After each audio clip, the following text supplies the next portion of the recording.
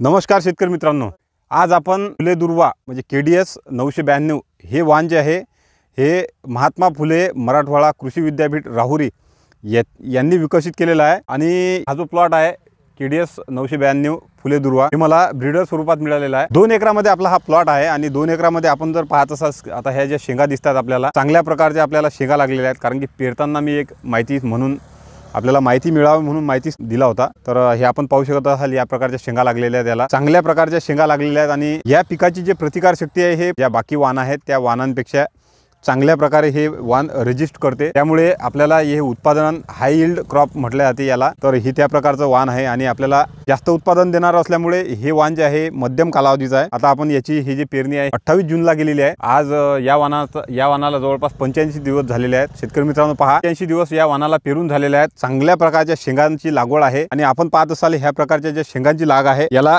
3 दाण्यांच्या शेंगा 2 दाण्यांच्या शेंगा आहेत।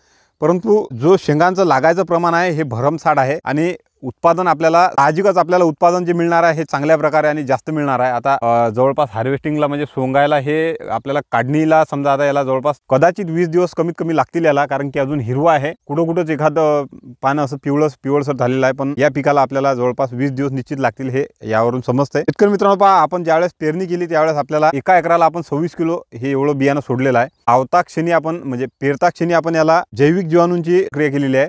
ज्यावेळेस आपण याची ट्रॅक्टरने पेरणी केली त्यावेळेस आपण याला फक्त म्हणजे ट्रायकोडर्मा विरिडी हे जे एक जैविक बुरशी आहे हे आपण लागवड केली आणि TSB रायझोबियम हे जीवाणू संघ दिले। म्हणजे जमिनीतलं जे अन्नद्रव्य आहे हे आपल्या झाडाला हे पुरवायचं काम करतात। तर आपण त्याचं हे याला आपण बीज प्रक्रिया केली आणि नंतर याला पेरता क्षणी आपण याला एका एकराला 20-20-013 हे आपण याला एक रासायनिक खत दिलेलं आहे।